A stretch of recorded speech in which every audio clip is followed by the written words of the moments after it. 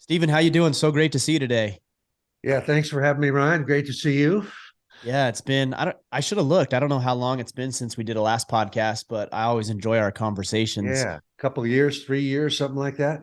Yeah, it's amazing how fast time goes. Yeah, You yeah. know, I have to apologize ahead of time. I reached out to you 3 weeks or so ago. I said, "Hey, let's have you on the podcast to talk about your latest book," which I at the time I thought was "Put Your Ass Where Your Heart Wants to Be." Uh-huh. And then in the mail, you sent me this one, and I was like, wait a second. I didn't know that you had come out with this book. And this is even I won't say better, but this is just as good. It's like completely different than something obviously that you've written in the past. So I was pleasantly surprised and have been really enjoying the book. Oh, great, great, great. Thanks for diving into it. Yeah. What made you want to write more about your own personal journey as opposed to fictional work and more of what I would call, that self-help space? It's really my better half, Diana, who sort of urged me to try this. She's heard all my stories, so she said, "Well, you should tell some of these things because they would help people, because people are sort of, they've heard little bits about your passage in life, but they don't know how one thing connects to the other." And I resisted the hell out of it. Of course, I said, everybody's got a million stories. Why does anybody won't care about mine? But finally she talked me into it, and it's something that I've really wanted to do for a while because I'd never have done it before. I've sort of alluded to various events in my life, but I've never actually spelled it out. So anyway, I finally got into it, and it turned out to be a lot of fun. Do you so your reservation was that people wouldn't be interested, it wouldn't be worthwhile Yeah, for people to read. Have you yeah. found I that to be thought, the case, or what has the everybody's got a response? million stories in their own life. Most of them are boring as hell. But I finally thought that the book is really about my passage as a writer, from Right. first quitting a job to try to write and utterly failing. And then like it took me like 27 years before I finally got a book published. And so I just thought that a report of that passage might be encouraging to people, who think that they've been trying for 2 or 3 years and thinking that's a long period of time. Maybe it might, buck them up to think that maybe it's going to take 30 years. So Hopefully in it any doesn't event, discourage them, right? yeah, yeah, I thought it would be helpful to people. So Yeah. we'll see. No, I'm sure it will. I've written two books now, nowhere to the near to the success that you've had with what you've written. And maybe I need to put my 27 years in, but it always, I do share a lot of my own personal journey. You actually alluded to that before we even hit record here. Yeah, And for me, it always feels a little presumptuous for me to I am trying to help with my stories, but sometimes I feel strange, as in, like, who cares about what I'm going through? But I found that so many people resonate with our real lives, and it does help to improve theirs. yeah. I know what you mean. It's a risk because it sort of borders on egomania. Yes. It's like, who are you? Why do we care? But at the same time, I know when I hear people's personal stories, it helps me. Um, when somebody says they had a health issue or they had, a personal crisis that they had or whatever.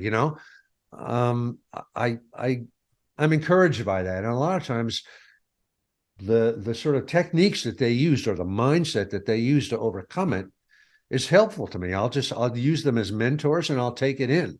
So that was what, I'm sure you hope that when you write about your stuff, Ryan, and I do too. I just hope it's Yeah. helpful. Yeah.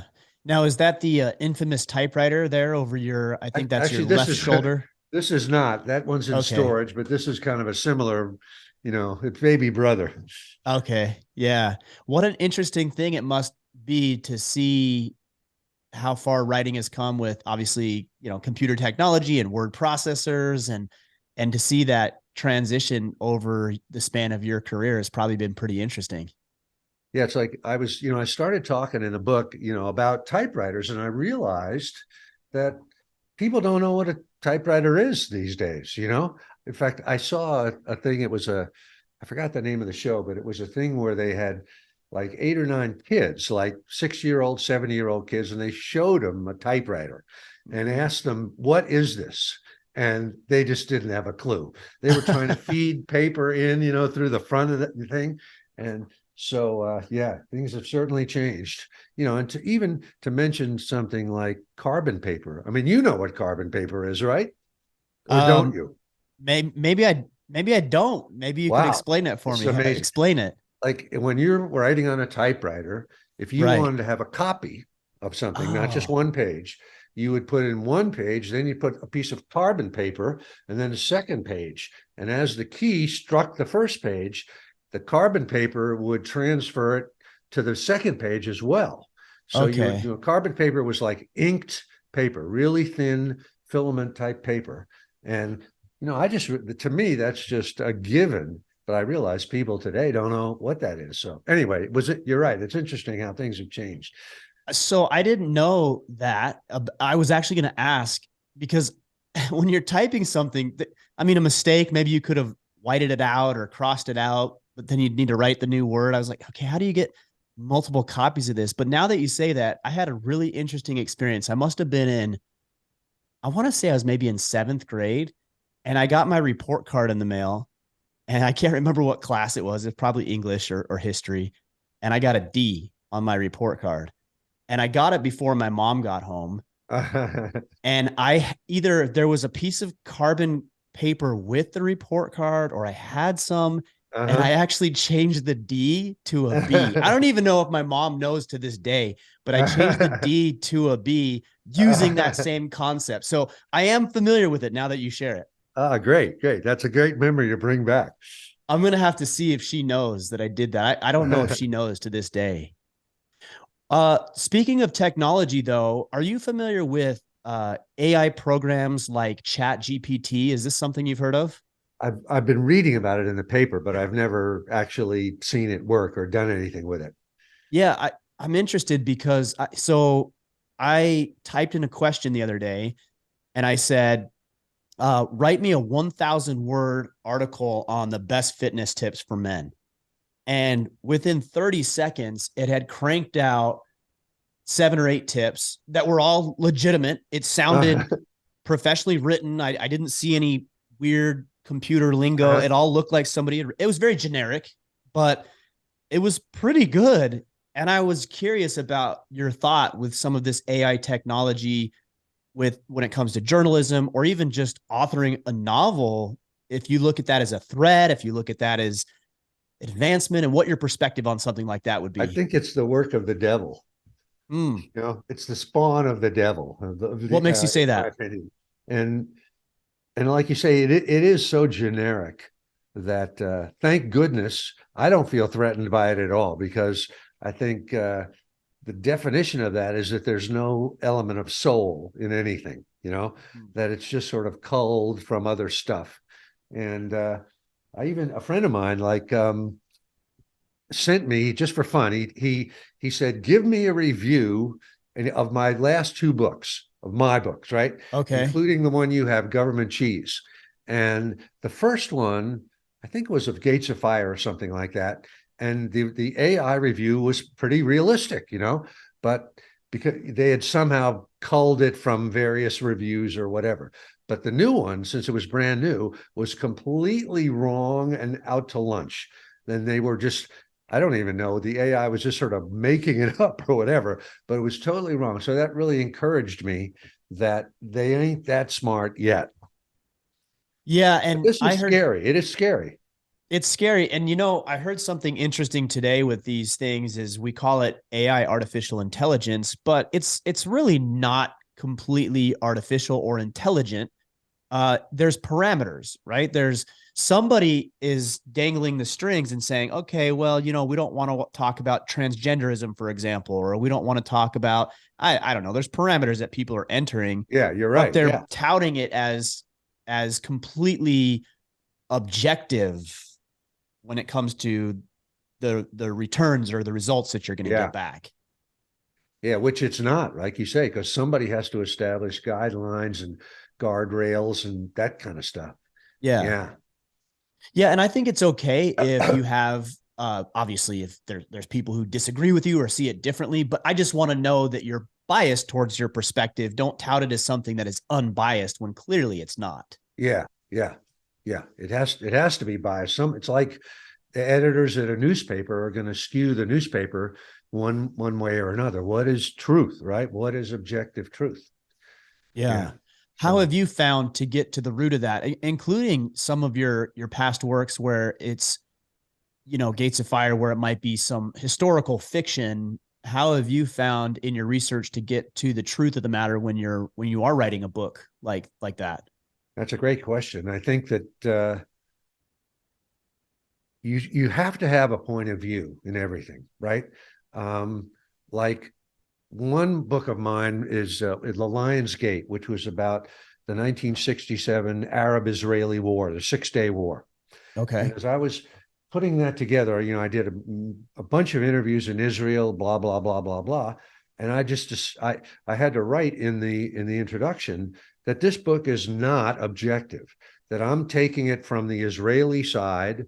I'm not trying to give a balanced perspective. And as you read it, dear reader, just be aware of that this is not an even-handed account. This is seen through one particular lens. And I think you have to do that in anything, any work that you're doing. You have to have a point of view. And that like a newspaper, like the New York Times has a slant one way, and Fox News has a slant another way. And they have to, otherwise they wouldn't be what they are. Just like you and I have a slant, right?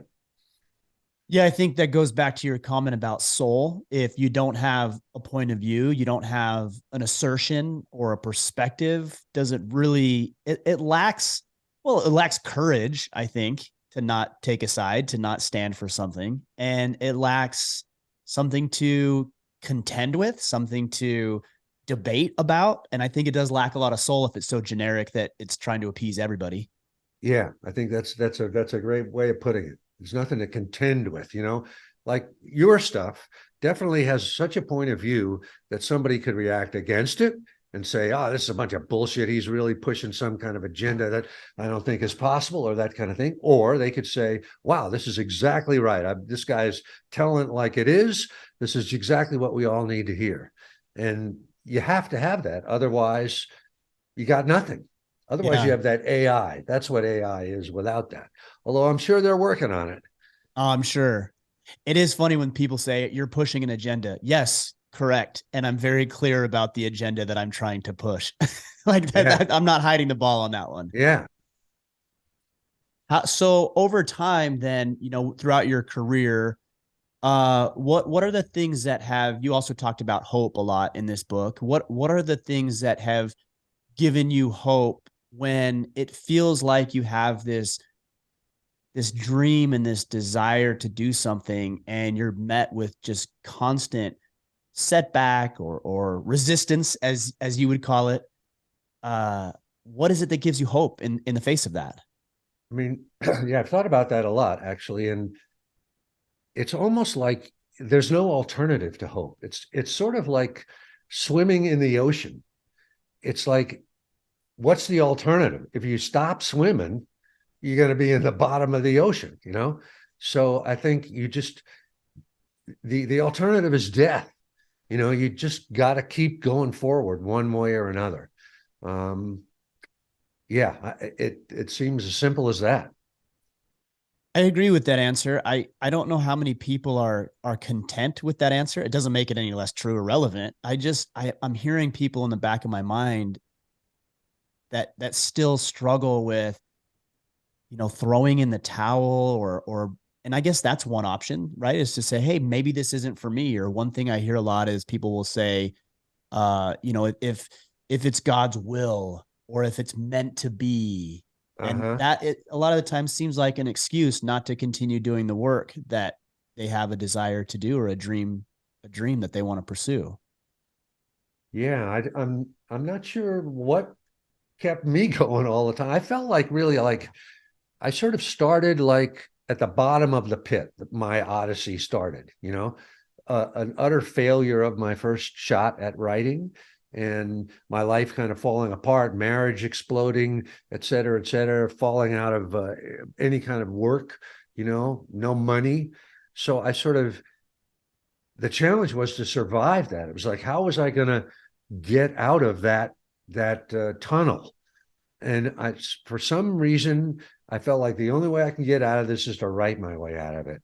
I've got to, succeed at that one way or another. And I don't know where that idea came from, but that sort of was unshakable for me. Um, So with writing, so I told you I've authored 2 books now, and I'm happy with it. I'm proud of the work that I put out. I try to put a lot of effort into it, but it isn't something that I particularly enjoy. I really don't. uh-huh. Like when this last one in particular, I really had to grind through it. And I don't mean grind like, oh, it's challenging, but I really want to do this. It was like, I don't want to do this, but I know it's going to do good for people. Uh-huh. What does writing do for you? Is it therapeutic? Does it help you work through ideas? Like exactly does writing do for you that you find so much joy in it? Well, it's my calling, like some people are born to be dancers, or some people are born to be musicians, right? Or performers of some kind, right? They just have to get up on the stage, or some people are born to be comedians or moms or whatever. But it's just it's my calling, I, I even think of it more as a storyteller than a writer, it's what gives me, um, they say, is an activity battery charging or battery depleting for you, right? And for me, it's a battery charging thing. When I'm done with a day, I feel like I've paid my dues to the planet for that day. I've done what I'm supposed to do. And if I don't do it, then I really feel depleted. I feel like I've let myself down. And, so it's just, people have callings. Arnold Schwarzenegger was born to be a bodybuilder and an actor or whatever, governor or whatever. Um, and for me, writing is that. Doesn't sound like you're a pure writer, Ryan. Like you may use No, writing in as part of one tool in your kit, but it doesn't seem like it brings you, the joy and satisfaction. Not to say for me that it isn't hard. It is hard. sure. It's a killer. But at the end of the day, I feel like I paid my dues and I've earned my place on the planet. I feel that way about podcasting. I feel that way about Uh-huh. having these conversations. Uh-huh. It energizes me. I learn new Uh-huh. perspectives. I do like to speak, but that's different than I love communicating. I just don't want to do it in that medium. I found Uh-huh. another medium that I feel is my Well, I'll calling. give you a pass. You don't have to do it, only when you want to. Well, that's good. That's good to know actually too, because I think there are a lot of people who see your success, or they might look at my success or anybody they're inspired by and think, well, in order to be successful, I have to do it just like Steven did. Yeah. Well, of course, that's not true of anything, right? We all carve our own path, whatever it is. And mine's completely different from yours or from anybody else's. Yeah. Can you explain a little bit when you said it a couple of times, paid my dues to the planet, or paid my dues to be here on this planet. Can you expand on that a little bit by what you mean, that you have some debt that you owe to the planet, or for being alive? Could you explain I that? I think, it's weird. I never thought about this as a kid, but as an adult, it sort of it really somehow insinuated itself into my consciousness, and I completely believe it. That just like if we're a hawk or an eagle, we wake up in the morning, we know we got to get up there and hunt, right? We got to get up there, we got to cruise around, and at the end of the day, if we don't do that, first of all, we're starving, and our little birds, our little baby hawks, are starving. But also, I mean, a hawk must feel pretty bad if he doesn't do that. And I'm the same way. I think you, and I'm sure you are too, Ryan. We got to make a kill during the day, or one or two or three kills. That's just part of it. And so I found when I've done other things, like when I've worked straight jobs, that at the end of the day, I feel guilty. I feel um, I haven't paid my dues. I haven't earned my place on the planet. But even if I'm just sitting home alone, which I did for years, uh, pardon me, I've had a cough lately, and I've been writing that day, even if nobody sees it, it's no good. It's never going to go anywhere. At the end of the day, I feel like I paid my dues and I've earned my right, and I feel peace of mind. I can go to sleep. Mm. That actually leads into something I wanted to ask you about. You know, when I look at people who have been in anything and have displayed some level of mastery towards that thing, in your case, writing, I often wonder if it's that they're goal oriented or strictly process oriented, and they find joy in the process, and the outcome really isn't all that important relative to them feeling the win is in the process. I mean, I'm definitely from the process school. You know, um, I think of my own journey as a writer as a practice. You know, like if you have a yoga practice or a meditation practice, it's something that you do every day. It's ritualistic. It's a dedicated thing. It exists for its own sake and not for any kind of finish line. You know, when you go in to meditate, it's not like you're saying, well, I got to come out of this with $500 in my pocket, right? You're just doing Right. it for the activity alone, right? And there's a certain sacred quality to it. You know, if you have a martial arts practice and you go to the dojo, you know, you enter the dojo and you take your shoes off and you bow to the sensei, you know, and it's a sacred space, right? You don't curse in there, you don't act in a certain way, you always act respectful. And those are kind of the qualities of a practice in anything. So I think, you know, that when I sit down in front of this thing, it's a practice for me. And not that that's an easy attitude to maintain, because I have an ego like everybody else. And I hope when I write a book that people are going to buy it. Of But course. if they don't, that's okay. I'm moving on to the next one and the next one after that. So I'm definitely from the process school.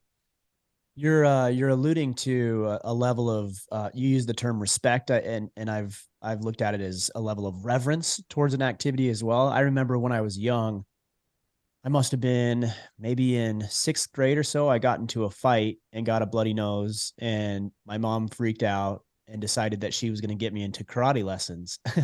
Uh-huh. And which I think was an appropriate response. You know, she didn't get Uh-huh. mad. She's like, "Hey, if you're gonna fight, you got to learn to defend yourself." So props to my mom on that one. So I went to class. It was a Kempo karate class, and I went to class, and I had the gi that I was supposed to wear, and I had my pants on, and I had some sort of t-shirt, and I was holding my gi in my hand, and I came in and I put it on, and I remember, I'll never forget, the instructor pulled me aside. He said, "Hey, now Ryan, I want to talk you through something. When you come in here, it needs a level of respect, and you don't walk in here without your gi top on, tied up and ready to go, so that when you come in, you're 100% ready." And even at, well, I must have been 11, 12 years old. Even then I recognized, oh, got it. This is a person who takes this very seriously. And I appreciated it even at that age. Yeah, that's great. I love that story. Yeah, that's so true. What does your level of respect and reverence towards the writing process look like? Is there a room dedicated? Are you in it now? Is there Yeah, I'm in it a now, certain you time of know. day that you write? What does that look like? Yeah, I always write at the same time, about the same time. Of course, it depends on, like right now, I would normally be writing and not doing this podcast. Okay. But so I so I can adjust. So I'll move down the clock a little bit farther. But this is my room, and and it's a sacred space to me too. I say my prayer to the muse when I come in here, and I turn everything off. There's no distractions, Mm-hmm. and I'm trying to do the absolute best that I can. You know, I'm trying to work as hard as I possibly can without working so hard that I drive myself insane, you know? And and when the day's over, you know, which may be 2 hours or 3 hours, um, if I've done that, I'll sort of judge myself on that. And if I've done it to my own satisfaction, if I've tried hard enough, then I don't judge the work at all. You know, Mm. that time will come, maybe a month from now, 2 months from now, 6 months from now, when I'm revising something or whatever. But I just try to, like entering the dojo. I want to have my gi on when I enter and be respectful of the sensei. and do the absolute best I can all the way through there. And it's What would energizing, it's energizing. Yeah. Yeah, I agree. I agree. When you pay it that level of respect, you treat it differently, which means you enjoy it more. And then the outcome is usually more favorable that way too. Yes. And to go beyond that a little bit, to get into slightly deeper waters, I'm definitely a believer that this, as a writer or any creative person, that the stuff that comes out on the page is coming from some place other than your conscious mind. You know, you are not, when all is said and done, you can't stand up and say, I did this. I helped do it, but it's coming from some other place. And that the skill of the artist really is the skill of opening the pipeline to that place, and making oneself an instrument that can handle it, you know, Hmm. that can handle the voltage and that can do it right and do it as a professional. So there's an element of respect that way too. That there are other forces in play that we can't define and that we have to respect, that are really providing all the meat and potatoes to the activity. Is that what you referenced earlier when you said the muse? You said you prayed to Yeah, the exactly. muse. Exactly. Yeah. Is the muse, is that different than God? Because the way you're explaining it, I would say God personally. In fact, I made a post on Twitter the other day and I said, why do people, and I was being genuine about it. I think people may have thought I was saying it controversial, but I wasn't. And I was asking, why do people say the universe? And then the way they describe it is the same way I would say God. It's just kind of an interesting perspective. So I'm really curious about your relationship with the muse versus God. Is that different? Do you see it as being the same and you're calling it something I think different? they're probably different names for the same mysterious force that we can't really say. I mean, Got it. I like the I'll talk a little bit about the muse here for a second, because I'm sure a lot of people are not familiar with this. But in Greek mythology, there were goddesses, 9 muses. They were sisters, daughters of Zeus, the king of the gods, and Mnemosyne, which means memory. And the muse's job was to inspire artists. And there was a muse for every form of art. There was a muse of dance and a muse of epic poetry and so on and so forth. And the kind of the classic image that we from antiquity that we have would be something like Beethoven sitting at the piano and whispering in his ear would be Right. this kind of goddess, right? And she would be sort of humming the tune that he was then going to play on the piano. And I think that there's a lot to be said for that. I mean, the Greeks like to anthropomorphize something, right? They gave it a human face, their gods and Sure. goddesses. Whereas if we say God, you might think of, I don't know what, but, or somebody says the universe, maybe they're thinking of the quantum field or something Einsteinian. I think it's all a different name for the same thing, that there's a level above us, a level of reality above us that somehow penetrates this reality that we live in, this material reality, and that's where magic comes from. That's where a great song comes from, or a great architectural building, or anything. Great mother comes from that somehow. You don't believe that it's just some culmination of experiences and cultural conditioning and No, I beliefs? don't. I don't. And I'll tell you why, for whatever this is worth. Like, um, I have like 5 books that are set in ancient Greece, like Gates of Fire and Tides of War, and a couple of others that came out of get followed up. And when I started to write those, I didn't know anything about Greece. I didn't have any interest in it. Well, maybe a little bit of it, but those books came out of nowhere, came out of absolutely nowhere as far as my conscious mind is concerned.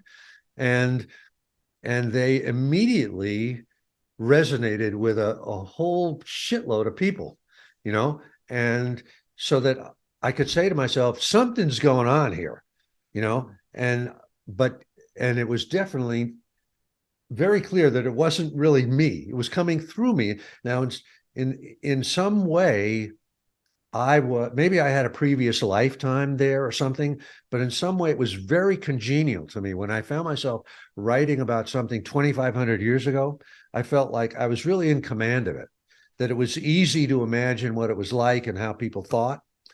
So that really showed me that it's not just your own personal experiences that you had as a child or whatever. It's we have a depth of consciousness or experience that comes from, I don't know where, but it's not entirely from this lifetime. You earlier you used the word, I think you used it, or maybe I just thought it in my mind and attributed it to you. I think you said instrument. You said to be an Yeah, instrument. instrument. Yeah. Uh-huh. And so if that's the case, have you identified what your purpose is and what I think I'm hope I'm saying it the way you would say it, what the muse would use you for as an instrument?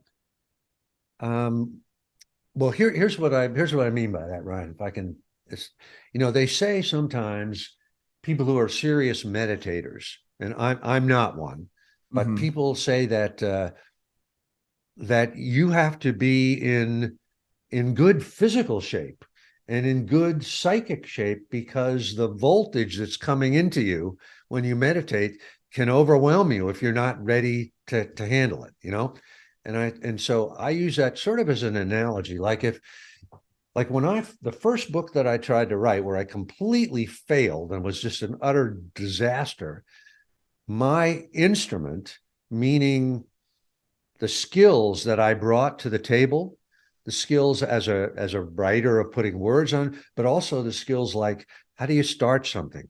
How do you finish something? What happens when you get in the middle and you're lost? What happens when people are rejecting you? I had none of those. That's what I would define as the instrument that a writer brings to something. Like if you and I are going to play music, and we're going to write a song together, and we're going to perform. First of all, we have to know how to play our instruments, right? We got to know how to play the guitar or the keyboard or Sure. whatever it is. Then we got to know how to perform. We got to know how to take care of our bodies and our brains, so that at the end of each day, we don't just go off with whoever's going to invite us off to do whatever terrible things we're going to do. And we also have to know how to continue this over time, that we're not just a one-hit wonder, and that we have a point of view. We're not just popping out some stupid song and then we don't know what the next one's going to be. Right. So those are the skills that you can work on consciously in the real world. You know, you can increase your physical fitness. You can teach yourself to be more patient. You can learn how to not be afraid to start something and how not to be afraid to finish. You can learn how to deal with rejection. So those are this kind of the skills of the instrument. It's like, if we look at it, if you follow my model of the goddess, the muse, looking down at you, right? You're going to write a book, and she looks down at you and she asks herself, can this guy handle the workload? Is he going to crack under pressure? Does he have the chops? If I give him something really complicated to do, can he pull it off? And what if it takes 4 years to do it? Is he going to crack in year two? And she's sort of, judging us on that basis. And I think we need to mold ourselves, or to train ourselves, to prepare ourselves to be able to do what the assignment is, to handle the workload. Yeah, I think you and I are very much in alignment on that, especially that last component. I think that, and I say God, so I think that God is looking at us and He's giving us opportunities to test our mettle because of what's to come. And I found that if I'm dealing with something particularly challenging in my life, if I can get through this test like a man would get through it, then that unlocks the door to something bigger and greater.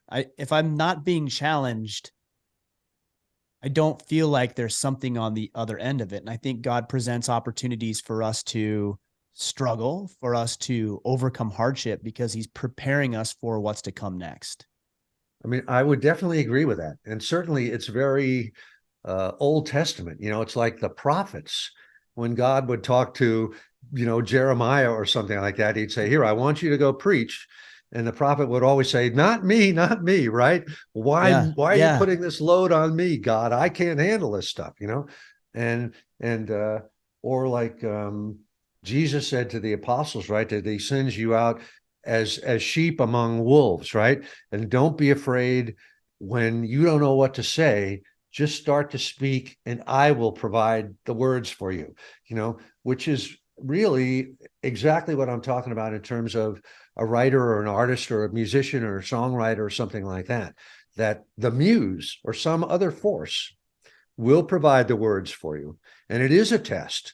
And if you fail it, you got to go back and try again Right. until you can get it right. But Yeah. there's no I've real thought of alternative. The alternative is to quit and to die. I've thought about that when I do something I've done before and it didn't work and I continue to make the same mistake. I'm like, I bet if I learn this lesson and apply it, I won't have to go through this same thing over and Yeah, over yeah, and yeah, over yeah, again. yeah. And I can tell you, in my experience, like, what was my real demon at the beginning of this odyssey for me was being able to finish something. I would get right to the end and I would just choke. I would be overcome with panic and I just couldn't finish something. And, as you know, in the book, in Govt Cheese, I talk about this time when I just rented this little house that was cheap and that I could work for 2 years, blah, blah, blah. And I was just determined to finish something that I'd never done. And when I did finish, I've never had that trouble again. I've never had a problem finishing anything ever again. So it's just, I'm just sort of repeating what you said, Ryan, that once you sort of learn that skill, whatever it may be, you got it. With finishing, I think that's something that plagues a lot of men, myself included. I start so many projects and tasks, and I have noble and great intentions of finishing all of them. And it's easy to say I just got distracted, or things came up. What was it for you? Do you know what it was that kept you from finishing these things? And then how did you work through that? I think I was just too young. I had never learned the skill I was naive. I had never really learned the skill growing up. Someone might have, an athlete on a football team might have really learned that, might have had a coach that said, you got to take it to the end of the game, et cetera, et cetera. But I'd had really learned that. So my instrument wasn't ready. I didn't have the skill to finish it. I didn't know how hard it was going to be. I was taken by surprise by it. I wasn't ready for it. But after, I'll give you an analogy here. They say in marathons that around the 24-mile mark, you quote unquote hit the wall, right? Right. And what that is muscle glycogen running out, the source of energy that you carry in yourself. And the body at that point has to switch to generating energy from stored fat. And so the transition is hell on a runner, right? The legs turn to lead, etc. So if you're not aware of that at the start of a marathon and you're hit by that, you're going to collapse. You're going to crash, right? Right. On the other Sure. hand, if you are aware of it, when that moment hits you, you say to yourself, oh, this is the wall. This is, my glycogen reserves are gone. But if I can just keep running for another 90 seconds, my fat stores are going to kick in and I'm going to be okay. So I think for me, I spent like 2 years or something working on this book that never got published, but all I wanted to do was finish it. And I knew from my prior failure, I said, when I get to the end of this thing, it's going to be a motherfucker. My demons are going to rise up and so I've just got to gear myself up, just like a runner when they hit the wall. And sure enough, that's exactly what happened. And I just said, do or die. I got to finish this. I don't care how bad it is. I got to finish it. And so I was able to, just by willpower, and also from the shame that I felt Mm. from failing the first time and all of the pain that I'd caused other people and myself, I thought, shame kind of drove me. I just said each day, you just got to keep going. I don't care how bad it is, just keep going. And that did Yeah. work. I think the concept of realistic expectations is powerful. That's what you're talking about. Because we have faulty expectations. Like, oh, I'm going to write a book. I'll write 1,000 words per day. It'll take me 60 to 90 days, and everything will be beautiful and it'll be done. And that sounds great. That's not really how it goes. But if you Exactly. think that's what's going to happen, you're already teeing yourself up for failure instead of a realistic expectation, so that you can address it accordingly. Yes. And plan mentally so that when the shit hits the fan, you can just say, okay, I expected this to come. I've got to dig in and weather this storm, which, coaches tell, their teams all the time, right? If they're going up against another team that's a real fast starter, they'll say, look, we're probably going to be down, but let's say it's basketball. We're probably going to be down by 18 points by the end of the first quarter because these guys are going to come out of the gate. And so just weather that storm, and we'll come back in the second quarter to the third quarter. And Right. it does work to know that, Yeah, I think it keeps you in the game when maybe you would have tapped out long before. Yeah.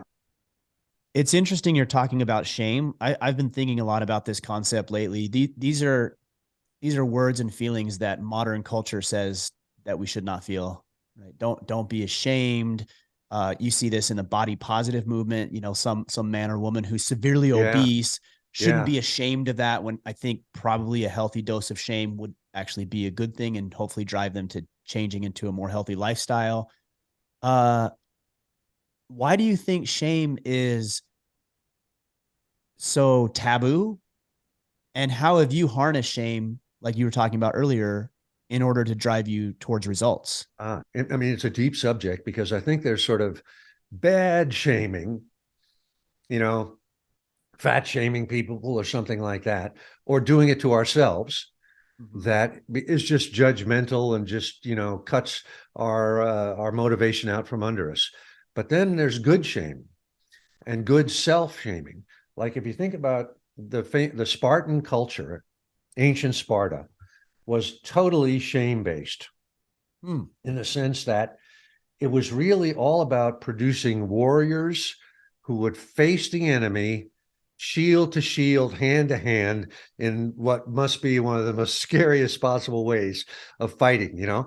And so everything in that culture was about making the individual warrior feel that as bad as death might be, it's better than what we're going to do to you if you crap out in that moment. Really Like for one of the interesting. things that they used to do, if somebody, if a warrior showed cowardice in the face of the enemy, when he would come back to Sparta, the young girls would surround him and sing these songs of ridicule and follow him through the streets singing these songs.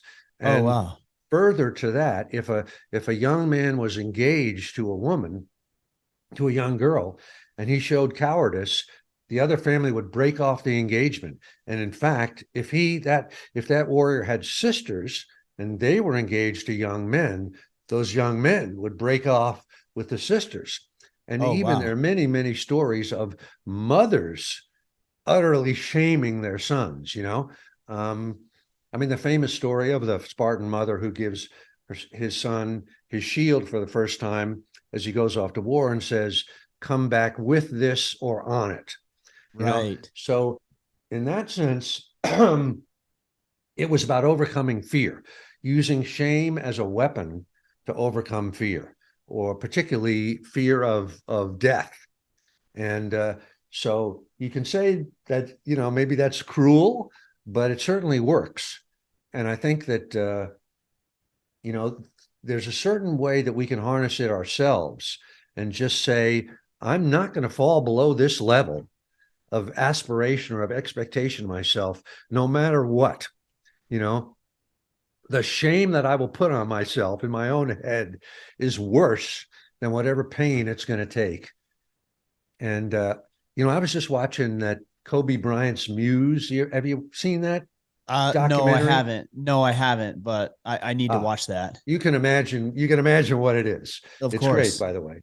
And he never uses the word shame, but you can see that he was just driving himself from the time he was, 11 years old, that he was not going to fall below a certain level of aspiration. And that, and he even says at the very end of this thing, he said, like, to fail is like worse than death. And you can tell that he means it and he believes it, and it worked for him, at least on the basketball court. It did. Do you think that we could stand to use a little bit more of that even public shaming, like you're talking about in Spartan culture, than we have today? Do you think that would be a value add to society as a whole? I certainly do. And particularly, I mean, some of the things that politicians are doing and saying these days, where you look at it and you go, have they no shame whatsoever? Can they No. just stand up and just like this guy, George Santos, the fake congressman, right, that made up his life story? Where Yes. does he get the balls to stand up in front of people and tell these lies like his family survived the Holocaust? The guy isn't even Jewish, right? And that he went to whatever. And even when he's caught in these utter lies, he won't back down. Right. He won't give up his seat. So we could use a little shaming. But in fact, I think what's going wrong with this country lately is that people are shameless. That you can't you could say to somebody, where do you get the balls to say that? And they just stand there and look you right in the eye and won't back down from some lie they've told or some, you know, abuse they've done of other people. Yeah, we need a lot more of that, but I don't know how you bring it back once it's been lost, and people get away with stuff. I don't know. Well, and part of the problem is let's say you call that behavior out, and it should be called out, by the way, publicly shamed. Then you become the villain because you're now bullying that person who is on this hierarchy of Yeah, but you're victimhood. really not. You're just No, trying you're to not. restore But that's what's sanity. being portrayed, though, right? Is that Yeah. you are the Well, that's bully. another sign of what's crazy in this society, that people look at it that you're bullying somebody when you're really just telling the truth, Yeah. Well, I think trying to there's a lack restore of consequence. sanity. Yeah, I would agree. I think there's a lack of consequences for this behavior. So Yeah, bringing yeah. consequences back would be important. And I also think it's very easy to hide certain behavior. And I also think we're easily distracted. So if I can That's just true hold too. out for a little bit, everybody will forget about And this it's true. It's true. It scandal and works. I'll be fine. It's terrible, but it works. We're so easily distracted. Yeah. Yeah. I want to go back to what you were talking earlier about being stuck. Because I've been stuck. I have goals and desires and ambitions and places I want to go and things I want to do, and then I get stuck. It might manifest itself for you as maybe writer's block or something even more than that. How do you overcome feeling stuck in your life? Is that part of the muse's inspiration that you're receiving, or is that, hey, I'm just gonna plow through this and get through the other side? What do you do when you're feeling that way? I'm definitely a believer in plowing through, you know. Um, I just think that sometimes when we're on a path, we'll come up against a wall of some kind. And almost always, in my experience, it's when we're just about to break through to a higher level. Mm. We've reached a point where we're just about to go to the next level, and then resistance, capital R resistance, doesn't want us to break through to that level. So it'll kind of really hit us hard, hard, hard, give us all kinds of excuses why we should stop, try to distract us, come up with all kinds of rational reasons why we shouldn't go forward. And I've just found that I'm going to just say myself, if I can just rally and just put my head down and just keep ramming it into that brick wall, that leap will happen. You know, it may take a week, it may take 2 weeks, it may take a month, but suddenly I'll wake up one morning, I'll say, what, I'm actually better than I was.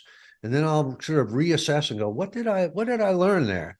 And I'll find something. I learned whatever it is. So I think when we're stuck, I think, Ryan, is a good sign. It shows that we're on the brink of a breakthrough. And It's just resistance amping up its force against us to stop us from breaking through to that next level. And I think there's no answer other than just pure willpower and stubbornness and mulishness of just keep going forward. I don't know that we talked about this when we addressed your book, The War of Art, but obviously we're tiptoeing in that territory now with this concept of the resistance. Since we were talking about the spiritual component, the muse, as being a sentient force or being working towards your development and good, is the resistance then something that's aware and sentient, that's actively trying to derail you and sabotage you? Absolutely, in my opinion, absolutely. And I think the two of them are equal and opposite. It's like Newton's law, an equal and opposite reaction. As powerful a positive force as the muse is, as whatever dream, whatever aspiration we have, that's equally powerful is the resistance against it. And it is, in my opinion, in my experience, an active, intelligent, diabolically intelligent, nuanced, living thing that will adjust to your weaknesses and knows your absolute weaknesses better than you do and will go right after them every time. I actually like that framing better than believing it's some, arbitrary, just random bit of happenstance, because I think it makes you more assertive in the way that you deal with it. Yes. You have to be. And the best thing that you can have, again, we're talking about sort of like the wall in marathon running, that if you can be aware that this force is there and that it's going to hit you at predictable points in whatever project you're doing or whatever aspiration you have, then you can at least call it out and you can say to yourself, this is resistance. This is not any real reason. It's not that I really do need to reassess my financial situation before I take this leap in my career. It's just the voice of my own self-sabotage trying to stop me from going forward. And then you can dismiss it and say, it's bullshit, and I'm just going to go forward. But how do you know? Because, so let's take your example. The fact that you need to make sure your finances are in order are certainly a consideration of taking a leap into a business venture, for example, and quitting your job. So how do you know it's resistance, which is actively working against you, if I'm understanding you correctly, and just prudent calculation to make sure you're addressing things that need to be addressed along the way? Like I said, it really is tough to know because resistance is so diabolical that it will latch onto legitimate aspects of your life, right? It has to, otherwise you'd identify your it bank easy. account, you don't have enough money to go into another business. But in the real world, how many stories are there of people that made the leap, against all odds, and it worked for them? So, I mean, not that I want to advise everybody to quit their job and do whatever they're doing, but we do have to be aware that resistance will use that against us. Absolutely. And although it may be objectively true that we have to, spend more time with our family or worry about our financial things or so on and so forth, it's also objectively true that if we have some kind of calling or some kind of dream that we got to do and we don't do it, we're letting ourselves in for even worse trouble, on the soul level as it goes down the pike. I also have a little rule that I tell you to myself, Ryan. It's like, when in doubt, it's resistance. So that's your default answer, is that it's resistance working against you. And almost always it's true for me. Yeah. Anyway. Yeah. I like that you're talking about it latching onto something that has an element of truth. It's very easy. It has to disguise itself and cloak itself with some truth. Otherwise you'd recognize it easily and would be able to deal with it effectively. Exactly. Cloak is a great word. Yeah. It disguises, it cloaks itself. I think, for example, somebody might say, well, I want to stay here and be present for my family. And if it wasn't able to cloak itself, it might say, yeah, but you should go out and get, drunk and belligerent and go, cheat on your wife. And we would all say, okay, well, yeah, I'm not doing that, hopefully, is what you would say. Yeah. But instead it will cloak itself and say, well, yes, your family is important, but you need to go ahead and go work out because you're planning for this thing and you need to put way more hours than necessary at the gym, which is true. You should take care of yourself. But they're called, I heard somebody call them noble obstacles. Ah, They're obstacles that keep you from doing what is good and right and what you should be doing, but noble in that there is some truth to what it's being tied to. yeah. Yeah. That's a good one. Noble obstacles. When you talked about uh, banging through it, plowing through the resistance and coming through that as hard as you can, have there been times where banging your head against the wall or into the resistance that it hasn't served you and that pulling back and regrouping No, has? Okay, explain that. no, no. Um, it, it, I have found that anytime I complete something, even if, and most of the time, let's say a project, it might be a screenplay, it might be a book or something like that. Most of the times they don't sell or they don't succeed. But just the fact of finishing them really goes into your psychic bank account. You get stronger from that.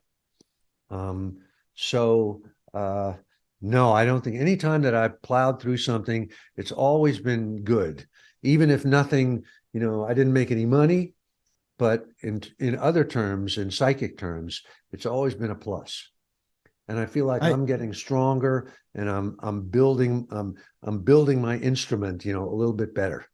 Yeah, I can't remember if it's a story in the Bible. Somebody correct me if I'm wrong, or if I heard an anecdote where there was either a stone a man was supposed to roll up a hill or a stone in front of a cave, and he was to open the cave and move the stone. And so every day he went and he pushed and pushed and pushed and pushed for hours and hours, pushed every single day and never moved the stone. And then eventually he got frustrated with it because the stone wasn't moving. And he, cried out to God and said, hey, you commanded me to, move this stone and it's not going anywhere. And God said, I didn't tell you to move the stone.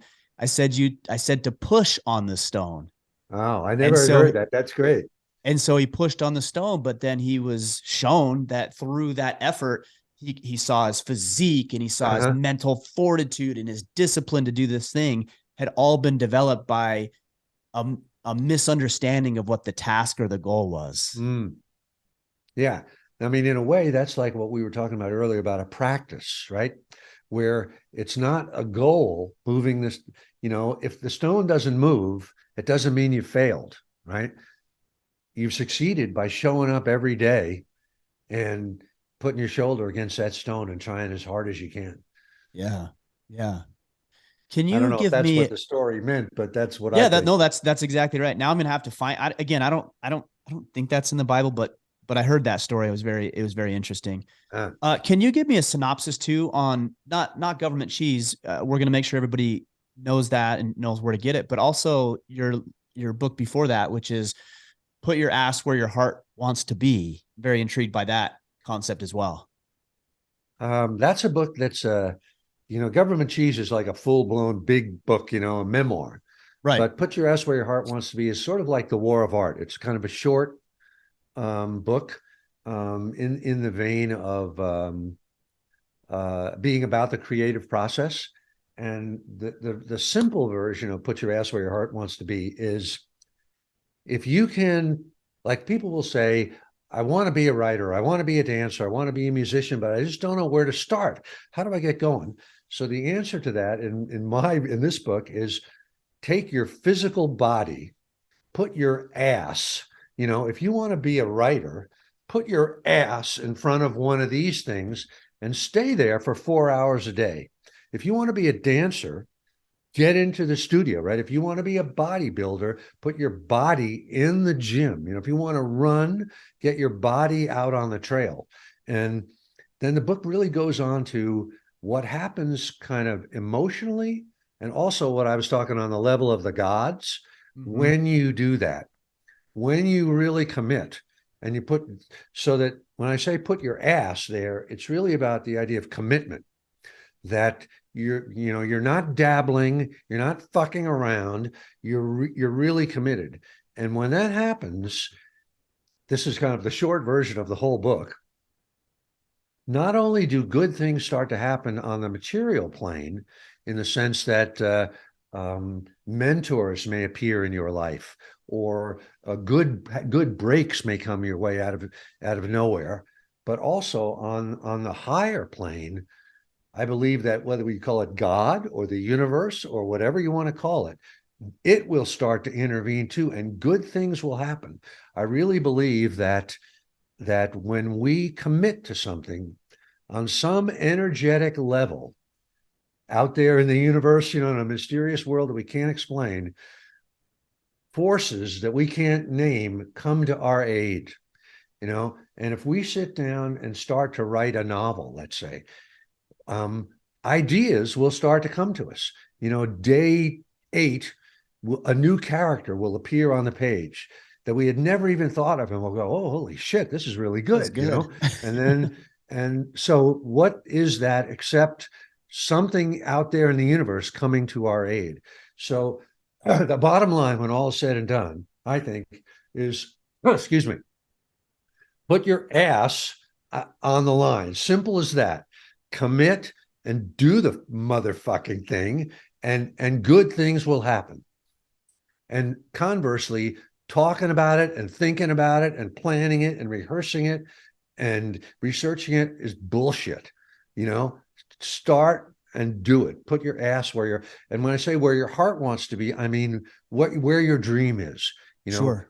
That vision of yourself that you would put as the highest version of yourself, where you say, "Oh, if I could be that, if I could do that, I'd be really proud of myself." That's, kind of where your heart wants to be. I get this question. I'm sure you get it way more frequently than I do, where people will say, "Hey, Ryan, I'm thinking about writing a book, but I don't know how. How would you suggest?" I'm like, well, I don't understand the question. Like you write like that. Like, how do you write a book? The answer is the question. You write a book. And I think what they're doing is they're looking for some magical formula, or maybe even an excuse not to do it in some instances. And like, how do I publish it on Amazon and get a publisher? I'm like, bro, you haven't even written the book yet. You haven't even written the synopsis of what the book is going to be. Like, don't even worry about that. Just start writing, and then we'll get to that stuff. Yeah, I would agree completely. It's sort of, the answer to me is always action. Now, of course, I can understand somebody saying, "How do you write a book?" Because you got to know something, It's like, how do I compete for Mr. Universe? You have to know something about, going to the gym and how you train and that sort of stuff. But that will come to you,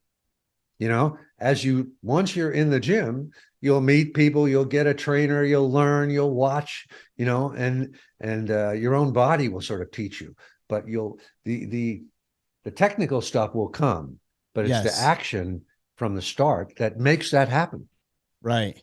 Yeah, I've thought about that with the gym, or jujitsu is a question I get a lot, is like, "Hey, do you have any advice? I'm going to jujitsu tonight for the first time. Do you have any advice?" I'm like, no advice. Like, you're taking the right steps. Now go, and then go tomorrow and the next day and the next day. And then you'll get better and you'll learn something, and then you'll fail and you'll get better. Like, it's just a very simple formula. At least it's God proven to bless be that simple. person for going that night. That's exactly right. Yeah. Yeah, exactly. Well, Steven, I really appreciate our talks and our conversations. They're always interesting, and we take a lot of different veins and avenues, and I enjoy that. Tell people where to pick up a copy of Govt Cheese, and also put your ass where your heart wants to be. They're both on Amazon or any of the online bookstores. They're probably not in stores. You would have to order them. That's just kind of the way it works. And also on my website, which is just my name, stevenpressfield.com, you can order from me a signed copy, and we'll send it to you. That's what you want. You guys want a signed copy, so do it that way. In a way, this is a book, because it's so personal for me, that I do think a signed copy is important, because it's my story. So it's a cool thing to have it, signed. But that's so that's one place they can get it, on my website, at Amazon, or any of those things, or follow me on Instagram, and I'm always talking about that and other stuff. Perfect. We'll sync it all up. You've got that Spartan mug behind you. I actually use mine. You gifted me one, and I actually have that Spartan mug, and I use it every single night. I have some sleep time tea every single night in that mug right there. The story, just to tell you the story on this, this comes from a master potter named Joel Cherico, and there's a passage in Plutarch from the ancient world where he says that the Spartans had the ancient Spartans had a famous mug that they always would take with them on campaign when they would have to drink out of streams and rivers. And this mug was shaped in such a way that the mud would settle to the bottom, and it had a lip on it, so you wouldn't be. So in other words, you could drink crappy water and you wouldn't know it. But nobody knew what the mug looked like. You know, they're gone, right?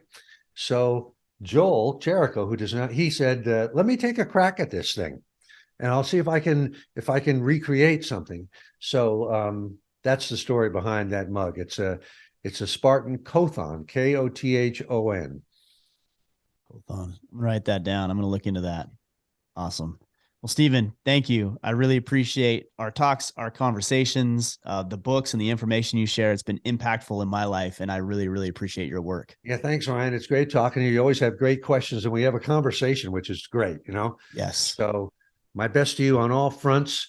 Thanks for having me on the podcast. And until next time, we'll do it again. Thanks, my friend. All right.